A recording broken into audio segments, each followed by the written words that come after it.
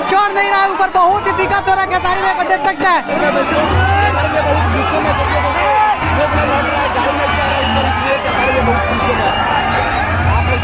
गाड़ी वहाँ पर नहीं चढ़ने दे रहे हैं लोग, देख सकते हैं गाड़ी चढ़ने में दिक्कत हो रहा है, बहुत ही ज्यादा देख सकते हैं, वही बहुत ही ज्यादा दिक्कत हो रहा है। प्रशासन रोक रही है लेकिन दर्शक मान नहीं रहा है, प्रशासन रोक रही है, दर्शक नहीं मान रहा है, बहुत ही ज्यादा भीड़ लगा हुआ है।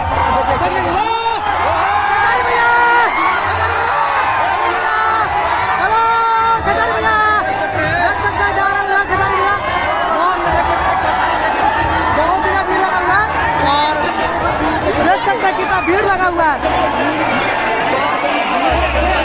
बहुत ही ज्यादा भीड़ लगा हुआ है, खेसारी भी आगे बढ़ चुका देख सकता है, कितना भीड़ लगा हुआ देख सकते हैं दोस्तों। ये सब समझ सकते हैं कि कितना खेसारी फैंस का पावर है। बस आप लोग इस वीडियो को देखना मत भूलिएगा। चलिए देखिए कर रही है, और फाइनली मैं इस वीडियो को यहीं पर समाप्त भी करूंगा क्योंकि लंबा वीडियो होने वाला है।